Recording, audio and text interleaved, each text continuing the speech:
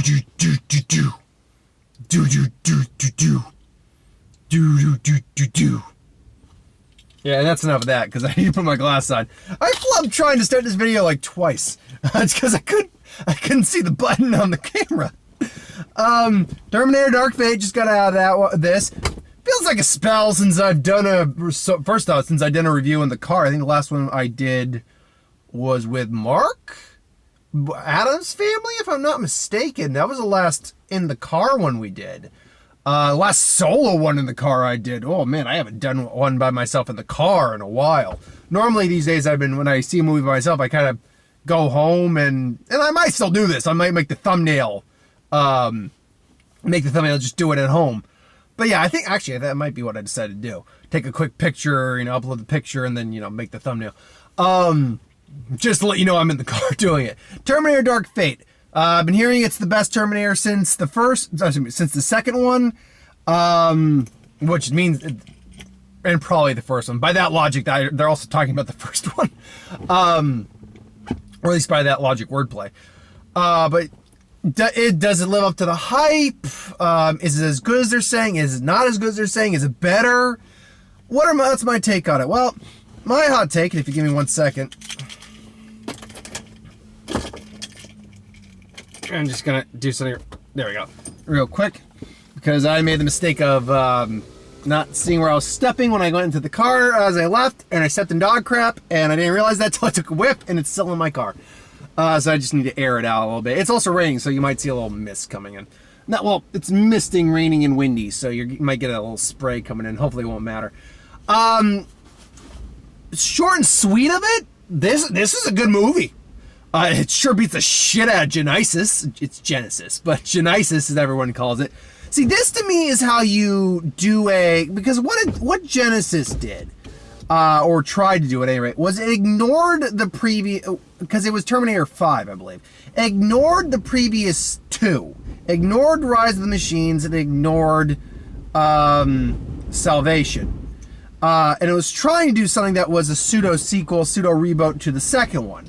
And I will always contend. First off, I didn't hate Genesis. I didn't love it, but I didn't hate it. And I contend the first quarter to 30 minutes or so, basically up until they go back to the future or into the present, whatever, was the best part of that movie. It was a solid little movie, too. This did it better. This did the whole alternate timeline, rebooting it better. Because luckily with the Terminator franchise, you have an out for an alternate timeline given, the time travel shenanigans with it. So essentially, and I don't know if they reshot this scene or not, or if this is like an unused scene or something.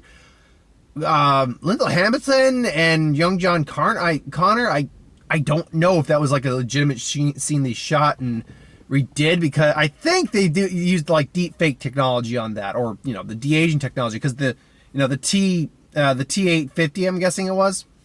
I'm guessing that was the model of Terminator, kind of that actually does end up killing John Connor.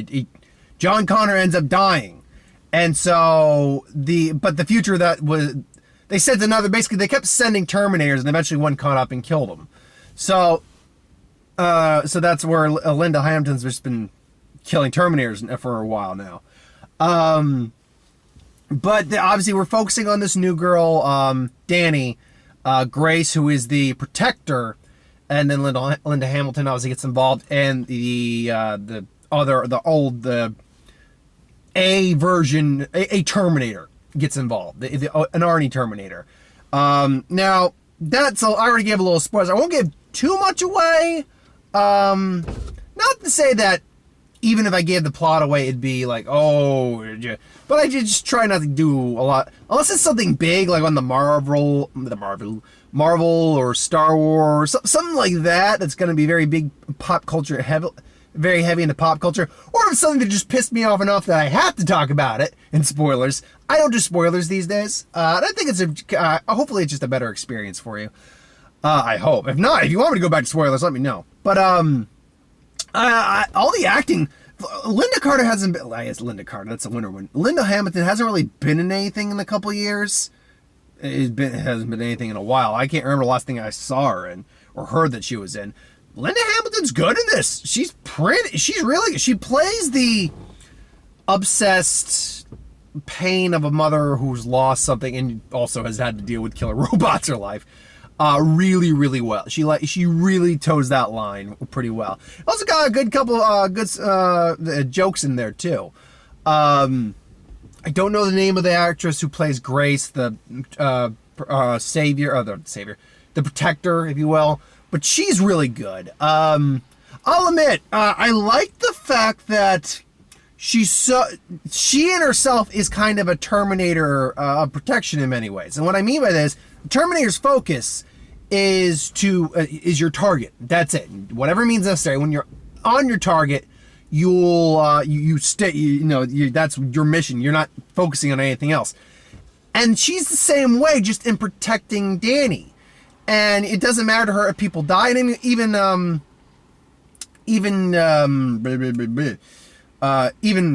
Sarah Connor's great. At one point, they have to get into a helicopter, and she said, "You should have left her there." It's like, she's right. You should have left me there. But Danny's like, "No, I'm not gonna hide. I'm not gonna let this thing win." So ultimately, you get this person who's clearly a soldier, with a soldier's mentality, who doesn't quite get social interaction in some ways like that. Like, she doesn't understand that she shouldn't be doing one thing or another. She winds up Sarah a couple times, but Sarah does the same thing to her. There's a bunch of side characters that are, they show up briefly, but it is what it is. It's nothing amazing. The two Terminators, Arnold and I think it's Diego Luna, they're both great. They actually give Arnold's character an arc. Like, there is an arc from when something happens, like the beginning of the film, because we see him near the beginning, but he's gone throughout. He's not in part of the film. Now there's plot points, like there's coordinates for locations. Like, clearly Arnold's been giving someone the coordinates. Words here. When we actually meet up with him in the movie, finally, he's at a place where it's like, he's evolved to near human, and it's interesting to see that interaction. And then he's still in the movie quite a bit after that, and it's cool to see Arnold go up against. It's cool to see a Terminator always go up against a Terminator, particularly when the Terminator we've been seeing so far is pretty much literally like a near unstoppable killing machine. Like the T-1000 was near unstoppable. The one we have here is the Rev 9, which essentially, they don't really elaborate too much on it, but from what I get, it's essentially it's essentially a mechanical, like, skeleton, like, tree-like skeleton, with a T-1000 skin over it. It is literally two Terminators in one. And that thing, like, you want to talk about a scary process, that thing would not go to fuck down. But it's cool to see this, it's cool to see. And when Arnold actually gets in the fray, it's honestly, it doesn't feel emotions, but it's clear that it wasn't expecting Arnold, and it is taken back a little bit by Arnold. So when Arnold, a being of at least comparable strength to it, starts decking it in the face, it actually has to fight. It literally has to struggle and fight back. Now, it is clearly a superior model to Arnold. In fact, it's not even the same lineup. Their future, the future this thing comes from, is not the same future Arnold came from. Because Skynet didn't exist, they made a new one called Legion. Essentially, they make whatever. But they are basically the same thing, a Terminator, just from a different, like, timeline and things along those lines. And we get something I have not seen in a Terminator movie, and I am so glad we did, because this thing isn't just, deadly. It's intelligent, and it's actually well-spoken. And we get something I had thought we'd never seen. Near the climax, we get the villain Terminator just negotiating for the kid. Like, you don't have to do this. And he's even trying to appeal to Arnold. Like, we're a machine, we're the same type of being. We're cut from the same cloth and all that stuff. It's like, you should, give up the kid. It'd be better if you did. It's like, he's actually negotiating. I've never seen that with a Terminator, and I'm so glad they did that for once. Especially when it's a freaking supercomputer and a killer robot. You'd expect them to try other tactics than just, straight kill.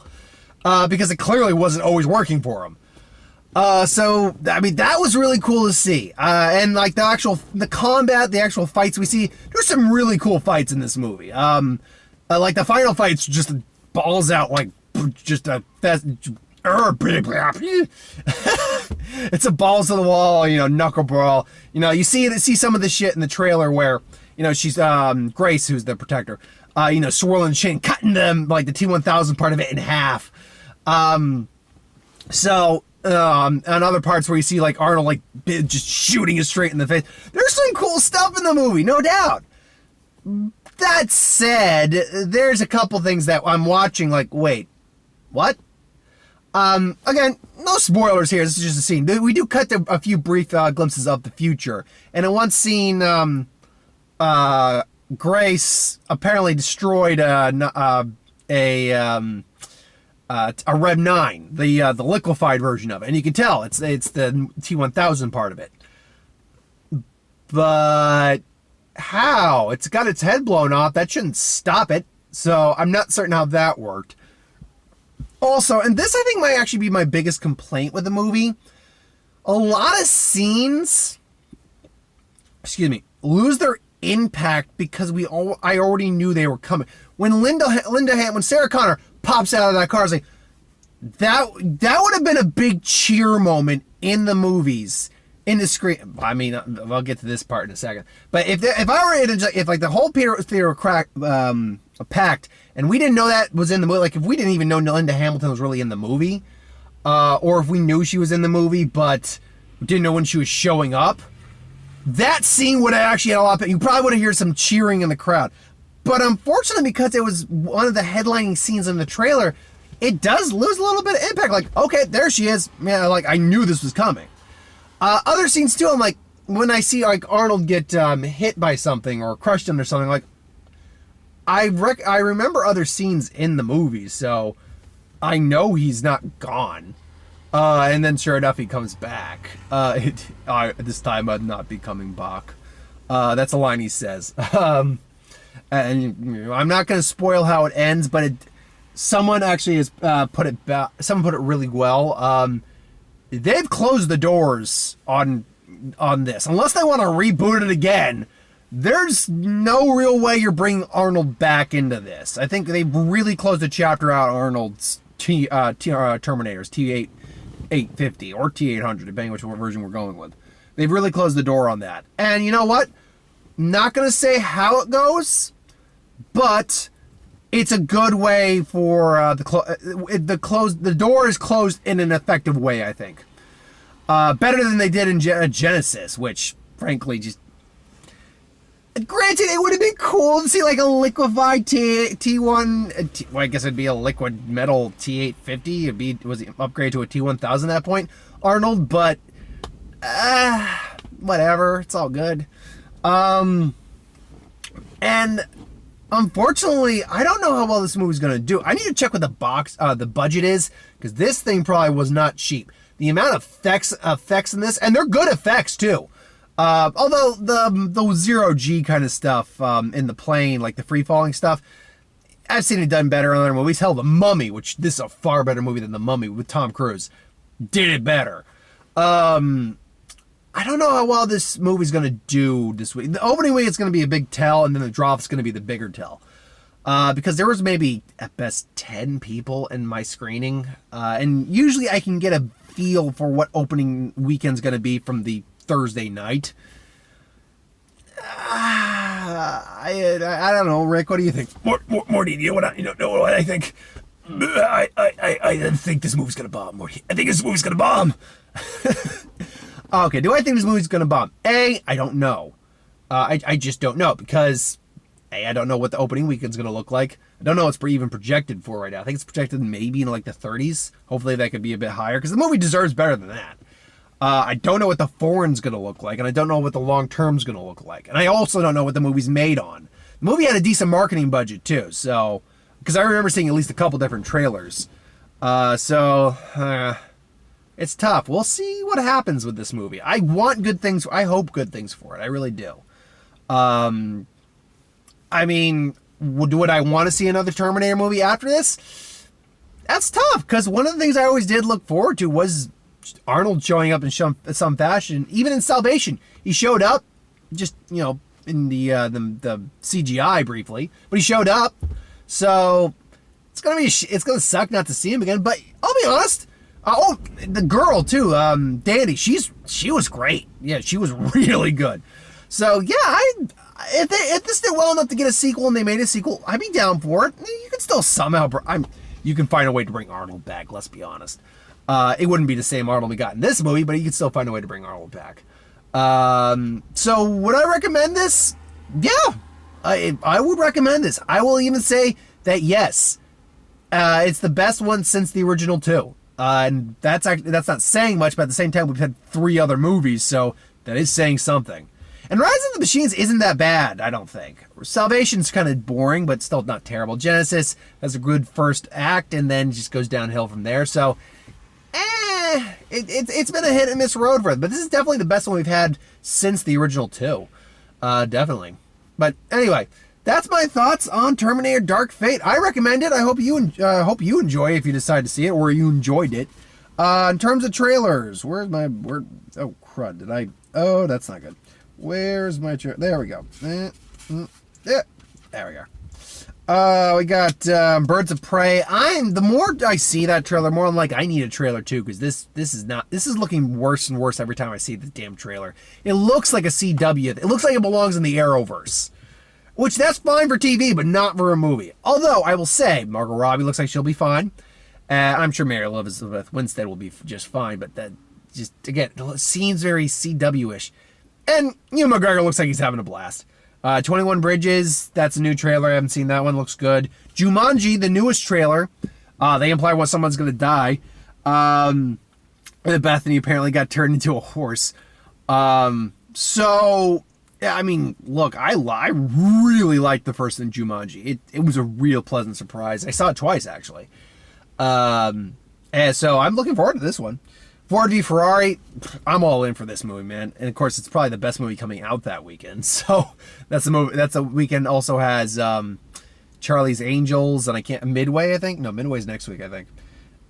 Still, Like a Boss with Rose Byrne, Salma Hayek, and Tiffany Haddish. Look, I don't know what it is about Tiffany Haddish. I wish I liked her more. But I really don't like her that much. As a comedian, mind you. As a person, I'm sure she's lovely. It's just kind of like with everyone I say. It's like, as a performer, as a comedian, I don't find them funny. But that doesn't mean they're a bad person or anything. Like Jillian Bell, I can't stand Jillian. I have never seen a role I've really liked Jillian Bell in. With Tiffany Haddish, I can only say I've seen a couple films. Like Keanu. I liked her in Keanu. And I thought she was with Night School. Whoa, wind's really starting to blow a bit. There we go. I really liked her, and I thought she was actually pretty decent in Night School. So she's had some movies I've been okay with her in. But this just doesn't look like it's going to be one of them. Last but not least, this is a completely new one I did not know about. I didn't know about this movie. The Rhythm Section with Blake Lively. Jude Law's in there. The best I can figure it out, it's kind of like American Assassin, in the sense that she lost her family and apparently a bombing of some kind. And then she goes to Jude Law, finds Jude Law, who's, I'm guessing, anti-terrorist of some kind. And basically her getting revenge in that mission. Like, oh, man. And then it looks gritty. It looks pretty hardcore. I'm like, I'm down for this. I don't mind Blake Lively. I think Blake Lively is actually pretty good as an actress. I didn't love The Shallows, but I thought she was really good in it. I'm trying to think of some other movies. Apparently she's really good in A Simple Favor. I'm trying to think of a couple other ones that I know. She's fantastic in Green Lantern. I don't like Green Lantern them. I don't hate it. I'm better. I'm easier on it than other people, but I don't hate it. I don't love it though. Don't like it really. But anyway, yeah, that's my thoughts on Dark Fate. If I can, because I was requested to see it, I will see Arctic Dogs. I'll be honest though, or Arctic Wolves, it's Arctic Dogs. But I'll be honest, I didn't see a showtime for it. I'll be honest, I don't know if our theater got it. So if our theater got it, I'll see it maybe next week for matinee or something, or over the weekend. But yeah, if you don't see me do a review for it, it's not because I didn't see your request. It's because there was no showtime for it, or no screening for it. Then next week is, oh crap, what is next week? Playing with Fire, Midway. It's a weird hodgepodge of movies next week. November's weird this month. So that'll be interesting. Anyway, thanks for watching. Hope you enjoyed, and I'll see you folks next time. Later!